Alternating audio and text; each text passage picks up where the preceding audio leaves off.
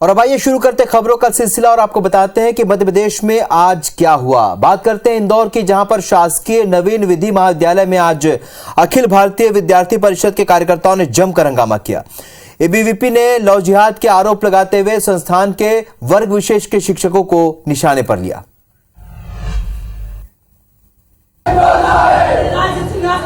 इंदौर के शासकीय नवीन विधि महाविद्यालय में एबीवीपी के इस प्रदर्शन के पीछे लव जिहाद के बड़े आरोप हैं।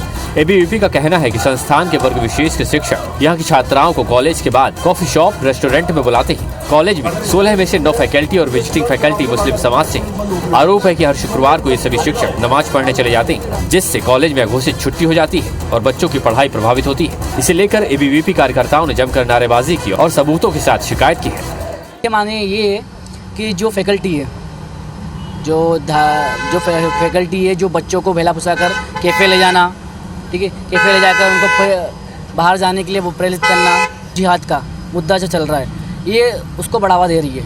इसके लिए क्या विद्यार्थी परिषद ने आंदोलन किया है। हंगामे की खबर लगते ही पुलिस भी मौके पर पहुंच गई। एबीवीपी ने चेतावनी दी है कि जब तक दोषी शिक्षकों को हटाया नहीं जाता तब तक वे अपना विरोध जारी रखेंगे। वहीं कॉलेज प्रबंधन ने शिकायत की जाँच और उचित कार्रवाई की बात कही है। मध्य प्रदेश में सरकार की तमाम सख्तियों के बावजूद धर्मांतरण के मामले थमने का नाम नहीं ले रहे। ताजा मामला जबलपुर का है, जहां पर क्रिश्चियन हाई स्कूल पर अपने शिक्षक पर धर्मांतरण का दबाव बनाने के आरोप लगे हैं। शिक्षक ने खुद को प्रताड़ित बताकर जिला प्रशासन में इसकी शिकायत की है। कलेक्टर ने मामले की जांच के आदेश दे दिए।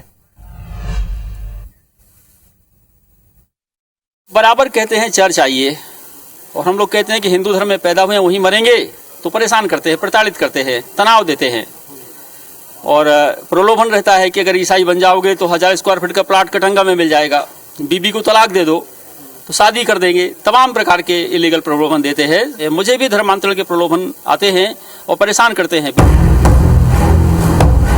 जबलपुर के क्रिश्चियन हाई स्कूल में पदस्थ गणित के शिक्षक रमाकांत मिश्रा के इस आरोप ने सनसनी फैला दी है। इन्होंने स्कूल प्रबंधन पर धर्मांतरण के लिए दबाव बनाने और धर्म न बदलने पर प्रताड़ित करने का आरोप लगाया है। कलेक्टर से लिखित शिकायत भी की है। उन्होंने कहा कि धर्मांतरण न करने वाले शिक्षकों का प्रमोशन नहीं होता, उन्हें परेशान किया जाता है। आरोप ये भी है कि स्कूल शासन से लीज पर मिली जमीन पर नियम विरुद्ध रूप से व्यावसायिक गतिविधियां संचालित कर रहा है। इन आरोपों पर IBC 24 की टीम ने पड़ताल की तो पता चला कि शैक्षणिक गतिविधि के लिए मिली जमीन पर कॉमर्शियल कॉम्प्लेक्स बना हुआ है। 100 दुकानें किराए पर चल रही है, जिसके पीछे स्कूल संचालित है। हालांकि आरोपों पर स्कूल के प्रिंसिपल सफाई देते नजर आए।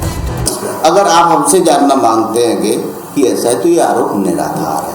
जो आरोप लगाने वाला व्यक्ति है वो स्कूल आता है। जानकारी ले लूंगा, यदि कोई भी उसमें सारवान कोई स्थिति होगी तो पुलिस के सहयोग से उसमें आवश्यक कार्रवाई की जाएगी। कलेक्टर सौरभ कुमार सुमन ने इस गंभीर शिकायत पर संज्ञान लेते हुए जांच के आदेश दे दिए।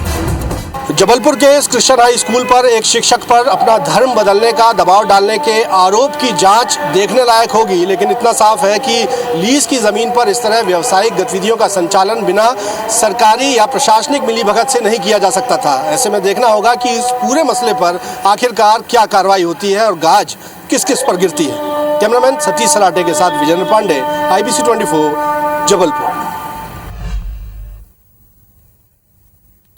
और अब बात करते हैं भारत जोड़ो यात्रा की। तो मध्य प्रदेश में राहुल गांधी की भारत जोड़ो यात्रा का आज 9वां दिन है। कल ब्रेक के बाद आज सुबह फिर से यात्रा शुरू हुई, लेकिन इस पर जारी सियासत पर ब्रेक नहीं लग रहा है।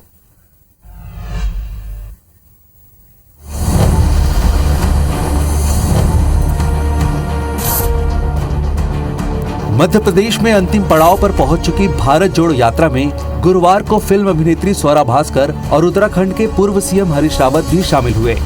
राहुल की पदयात्रा में स्वरा भास्कर के शामिल होने पर भाजपा ने तीखा हमला बोला है।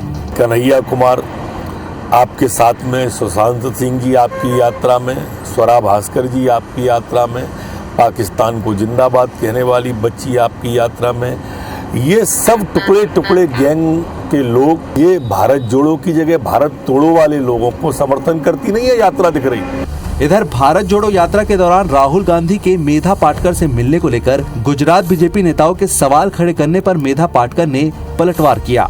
राहुल गांधी जी आज देश भर के कन्याकुमारी से लेकर अभी मध्य प्रदेश में है, वहां तक के राहुल गांधी का क्या अधिकार नहीं है हमारी बात सुनने का?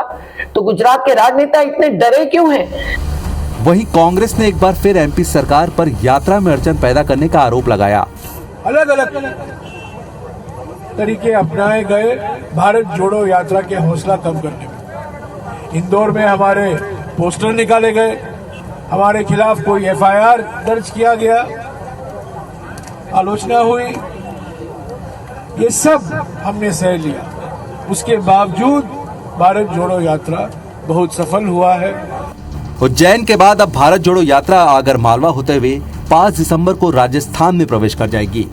बहरहाल इस यात्रा के जरिए कांग्रेस खूब माइलेज बटोर रही है और भाजपा इसे फ्लॉप बताने में लगातार जुटी हुई है।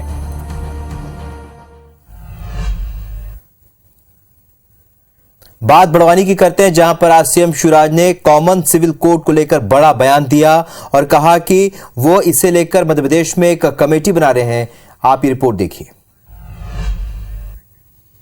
नया जमाना आएगा। बड़वानी में सीएम शिवराज सिंह चौहान ने कहा कि अब समय आ गया है कि भारत में समान नागरिक संहिता लागू होना चाहिए। अब समय आ गया है कि एक समान नागरिक संहिता लागू होनी चाहिए। मुख्यमंत्री ने कहा कि एक देश में 2 विधान भला क्यों चले। सीएम शिवराज ने साफ कहा कि वो इसे लेकर मध्य प्रदेश में एक कमेटी बना रहे हैं। सीएम ने कहा कि कुछ मामले ऐसे सामने आते हैं जब आदिवासी वर्ग की बेटियों से शादी करके उनकी जमीन हड़प ली जाती है। एक देश में 2 विधान क्यों चलेगी, एक ही होना चाहिए।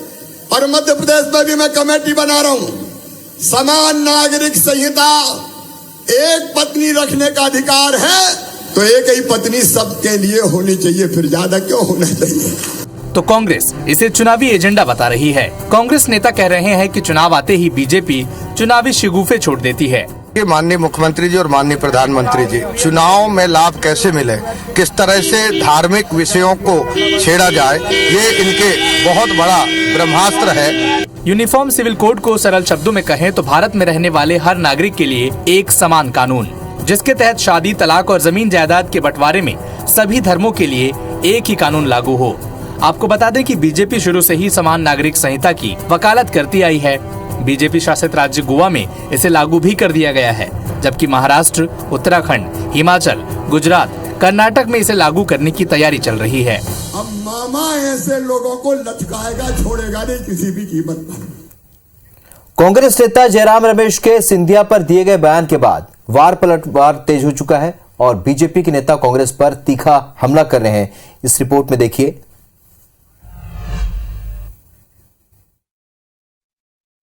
सिंधिया जी क्यों छोड़ कर गए, मैं आपको असलियत बताता हूँ। वो कैबिनेट मंत्री बनना चाहते थे और 27 नंबर सफदरजंग रोड क्या बंगलो पर रहना चाहते थे। यही 2 कारण थे, ये सब बहाने थे, ये बिल्कुल असली कारण नहीं था। सिंधिया पर कांग्रेस नेता जयराम रमेश का बयान सुर्खियां बटोर रहा है। जयराम रमेश ने कहा था कि सिंधिया ने दिल्ली के बंगले और केंद्रीय मंत्री पद के लिए कांग्रेस छोड़ दी थी, जिसके बाद सिंधिया का बचाव करने के लिए एमपी के कई मंत्री मैदान में कूद चुके हैं। कैबिनेट मंत्री महेंद्र सिसोदिया ने कहा कि कांग्रेस को बताना चाहिए कि लक्ष्मण सिंह कांग्रेस छोड़कर बीजेपी में क्यों गए थे। हम लोगों को कहते हो कि हम भ्रष्टाचार करके चले गए, क्या आपने कभी दिग्विजय सिंह जी से पूछा कि उनके छोटे भाई लक्ष्मण सिंह जी भारतीय जनता पार्टी में क्यों गए थे? इधर राज्य मंत्री ओपीएस भदौरिया ने भी जयराम रमेश के बयान पर पलटवार किया। कांग्रेस की सरकार सिर्फ और सिर्फ सिंधिया जी की वजह से बनी थी। जो वायदे किए वो भी पूरे नहीं किए और सिंधिया जी के साथ दुर्भाव की जो भावना थी वो जब सीमा पार करके गई तब सिंधिया जी ने कांग्रेस को छोड़ा। भारत जोड़ो यात्रा के दौरान राहुल गांधी पहले भी एमपी में कांग्रेस की सरकार गिरने के लिए बीजेपी और दल बदल करने वाले विधायकों पर निशाना साध चुके हैं। मध्य प्रदेश में भले ही नवजातों को लेकर कई सरकारी कवायद की जा रही है, लेकिन स्वास्थ्य महकमे की ही रिपोर्ट ने इन कवायदों पर कई सवाल खड़े कर दिए हैं।